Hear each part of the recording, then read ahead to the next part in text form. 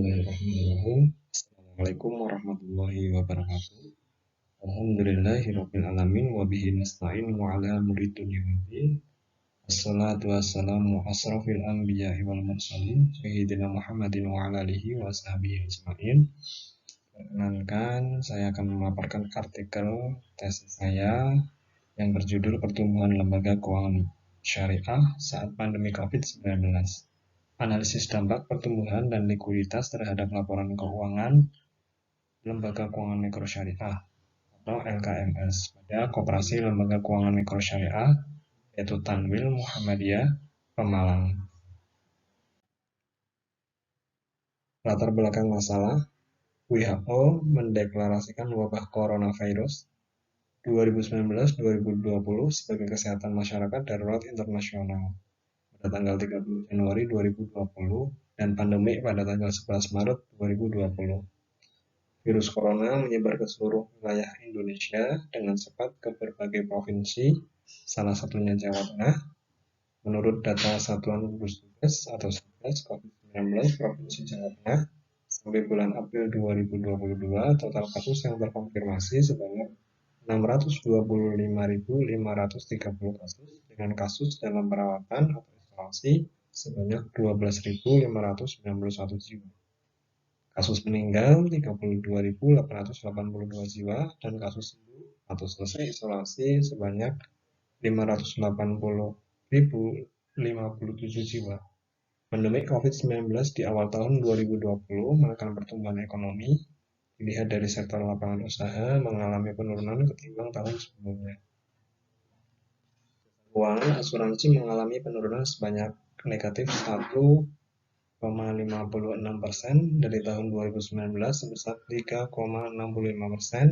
menjadi 2,09% di tahun 2020. Industri pengolahan atau manufacturing tahun 2020 negatif 1,26% dibanding tahun 2019 atau sebesar 7,83%. Sumber dari BPS tahun 2021. Dari keadaan tersebut, penelitian ini mengkaji apakah pandemi COVID-19 mempengaruhi pertumbuhan LKMS, likuiditas terhadap laporan keuangan LKMS. Tujuan penelitian ini untuk mengetahui pertumbuhan likuiditas dan laporan keuangan sebelum saat terjadi pandemi COVID-19 pada Lembaga Keuangan Mikro Syariah, yaitu Tanwil Muhammadiyah Pemalang. Batasan dan rumusan masalah. Rumusan masalah yang pertama, bagaimana pertumbuhan lembaga keuangan mikro syariah, yaitu Tanwil Muhammadiyah Pemalang di tengah pandemi COVID-19. Yang kedua, bagaimana likuiditas lembaga keuangan syariah di tengah pandemi COVID-19. Yang ketiga, bagaimana laporan keuangan lembaga keuangan syariah pada sisi funding, financing, dan pendapatan hasil usaha di tengah pandemi COVID-19. Untuk batasan, yang pertama menganalisis pertumbuhan likuiditas lembaga keuangan syariah di tengah pandemi COVID-19 dalam perspektif pertumbuhan dana pihak ketiga atau DPK. Laporan pertumbuhan produksi pembiayaan lembaga keuangan syariah di tengah pandemi COVID-19. Laporan pertumbuhan hasil usaha atau laba rugi sebelum dan selama pandemi COVID-19.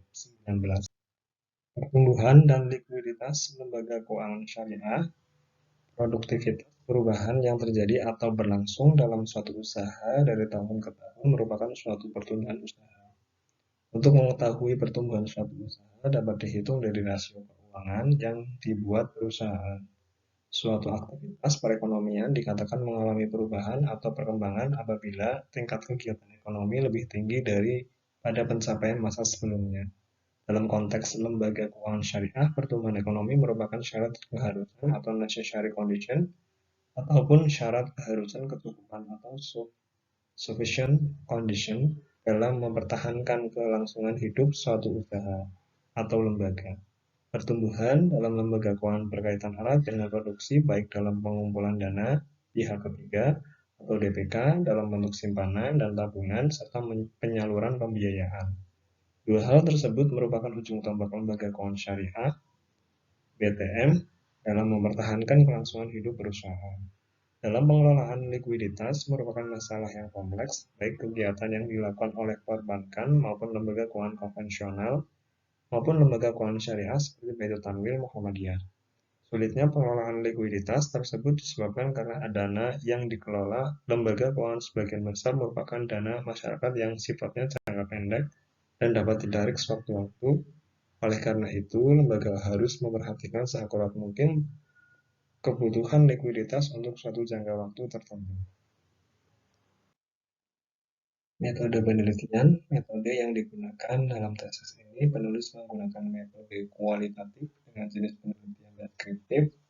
Penelitian deskriptif dapat mengungkap dan mendeskripsikan atau menjelaskan sebuah peristiwa sehingga dapat diketahui keadaan sebenarnya. Terkait sumber data pada penelitian ini menggunakan teknik pengumpulan data, dokumentasi dengan mengumpulkan dokumen maupun arsip-arsip keuangan selama periode sebelum dan selama pandemi COVID-19 di Lembaga Keuangan Mikrosyariah Baitul Tanwil Muhammadiyah, Pemalang. Penulis juga mengumpulkan beberapa sumber baik berupa jurnal dan buku yang berkaitan dengan penelitian. Adapun subjek penelitian dalam tulisan ini adalah semua stakeholder Koperasi Lembaga Keuangan Mikrosyariah Baitul Tanwil Muhammadiyah, Pemalang, yang terdiri dari direktur, manajer, HRD, serta para pegawai yang berhubungan langsung dalam kegiatan operasional. Tempat dan waktu penelitian, tempat atau lokasi penelitian ini adalah di Koperasi Lembaga Keuangan Mikrosyariah PTM Pemalang, Kabupaten Pemalang, Provinsi Jawa Tengah. Waktu penelitian, yaitu penelitian dilakukan selama 5 bulan dari bulan Januari sampai bulan Mei 2023 yang dilakukan secara bertahap. Tujuan dari analisis data adalah untuk meringkaskan data dalam bentuk yang mudah dipahami dan mudah ditafsirkan sehingga hubungan antara problem penelitian dan dapat dipelajari dan diuji. Penelitian ini menelusuri beberapa teori yang digunakan dalam beberapa jurnal, buku, serta artikel yang berhubungan dengan dampak COVID-19 umumnya bagi perekonomian Indonesia. Perhatian peneliti setelah melakukan penelusuran tersebut adalah terpusat pada dampak langsung terhadap koperasi lembaga keuangan mikrosyariah Baitul Tanwil Muhammadiyah Pemalang. Dampak tersebut selanjutnya akan dianalisis dengan membandingkan skema kondisi laporan keuangan sebelum dan selama pandemi COVID-19 berlangsung. Untuk membandingkan hal tersebut, peneliti kemudian menganalisa dampak langsung dengan cara mengkonfirmasi langsung pada nasabah koperasi lembaga keuangan mikrosyariah PTM Pemalang apakah hal tersebut juga berdampak pada kondisi psikis para nasabah yang sebagian besar para pelaku usaha mikro dan pedagang kecil untuk menuntaskan kembali fakta yang ada di lapangan. Dan yang dapat saya sampaikan, terima kasih. Assalamualaikum warahmatullahi wabarakatuh.